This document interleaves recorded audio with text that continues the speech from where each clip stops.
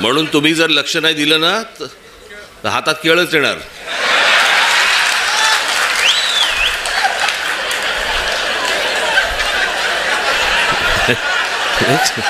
एक सांगितलं तुम्हाला.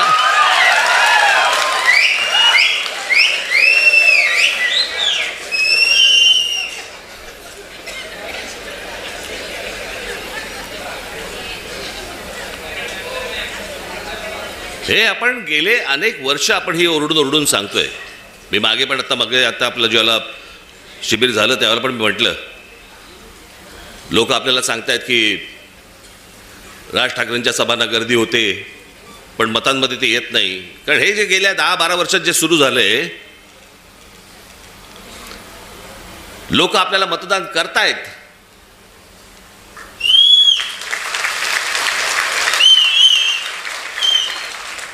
पण ह्या सगळ्या भानगडीमधनं आपल्याला दरवेळेला पराभव पत्करावा लागतो.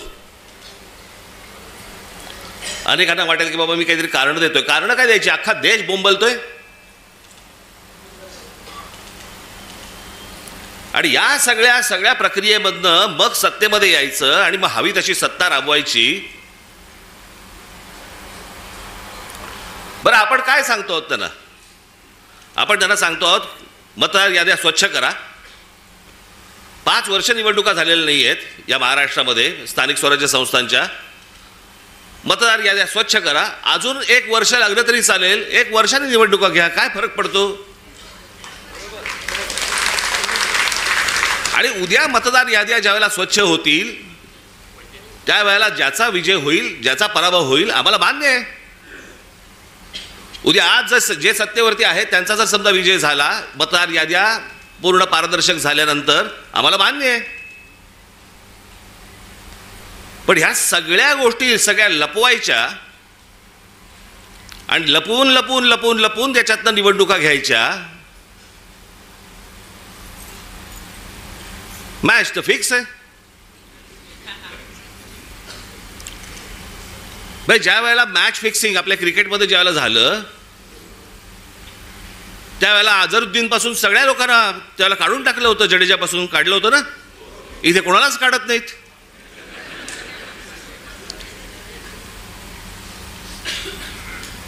मुख्य निवडणूक आयुक्त काय सांगतात म्हणे, सीसीटीव्ही कॅमेरामधलं जे काही शूटिंग आहे ते म्हणे प्रायव्हेट आहे. प्रायव्हेट काय काय काय त्यांनी शब्द वापरला? हा,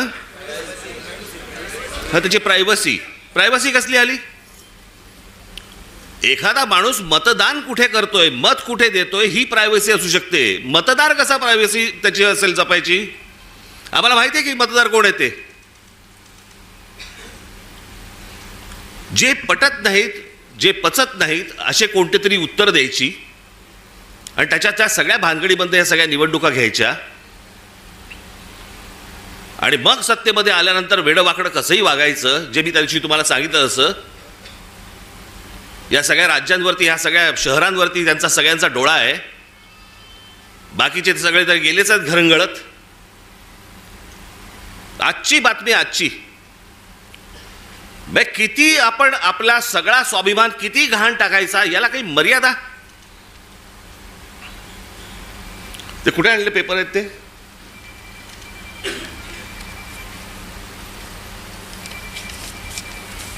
म्हणजे हा मनात ह्यांचा विचार येतो कसा? ही आजची टाइम्स ऑफ इंडियाची बातमी आहे, इंडियन एक्सप्रेसची बातमी आहे आणि मला असं वाटतं ती कुठचं दुसरा वर्तमानपत्र, दिव्य मराठी. बाकीच्या वर्तमानपत्रामध्ये मी शोधत होतो पण त्याचा GR देखील आलाय आणि हे एकनाथ शिंदेचं खातं.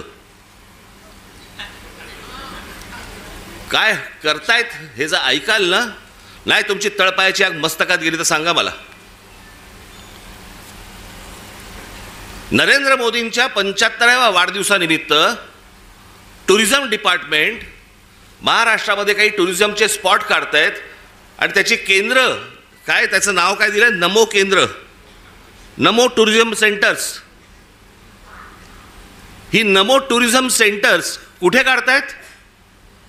शिवनेरीवर, रायगडावर, राजगडावर. जिथे फक्त आमच्या महाराजांचं नाव असलं पाहिजे, इथे टुरिझमचे आता सेंटर्स काढायला निघालेत. मी आत्ता सांगतोय, सत्ता असो नसो, वर नाही, खाली नाही, आजूबाजूला नाही, कुठेही नाही,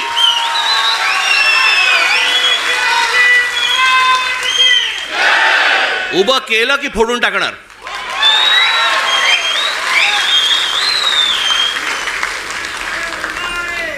मला स्वतःला मुख्यमंत्री करा म्हणून किती लाचारी करायची. बरं, हे वरती पंतप्रधान देखील माहिती नसेल की खाली काय चाटुगिरी चालू आहे. इथपर्यंत हे कशात नाही येतं. ही सत्ता डोक्यात गेली ना की आम्ही वाटेल ते करू. शिवाजी महाराजांचे गडकिल्ले असू देत, तर काही असू देत, मला मुख्यमंत्रीपद मिळालं पाहिजे, मला सत्ता मिळाली पाहिजे, मला जे समोर दिसेल ते मला मिळालं पाहिजे.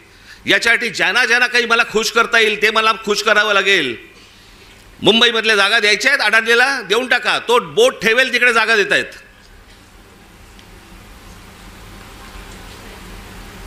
हे सगळं येतं सत्तेतून, सत्ता येते याच्यातून. म्हणून तुम्हाला बारीक लक्ष ठेवायला लागणार आहे.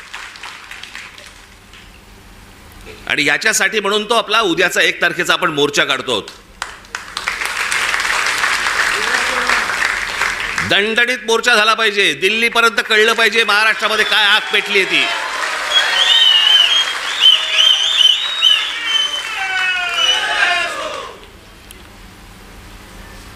शिवाजी पार्क सारखी ती परिस्थिती नाही आहे तिकडची. त्याच्यामुळे तिकडे बसेस किती तिकडे जाऊ शकतात वगैरे मला माहिती नाही आहे. पण तुम्हाला, माझ्या खास करून माझ्या महाराष्ट्र सैनिकांना, मी आज हे आमचे चॅनलचे सगळे बांधव भगिनी आले, त्यांच्या मार्फत मी माझ्या सर्व महाराष्ट्रातल्या सर्व मतदारांना, माझ्या महाराष्ट्र सैनिकांना सर्वांना मी सांगतोय की या मोर्चात सामील व्हा.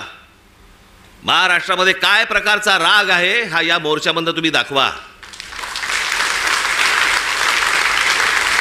तो व्यक्त करण्यासाठी म्हणून तुम्हाला तिकडे यावं लागेल, सर्वांना यावं लागेल. आज नोकरी होती, बॉसने नाही सांगितलं, बॉसला मारा.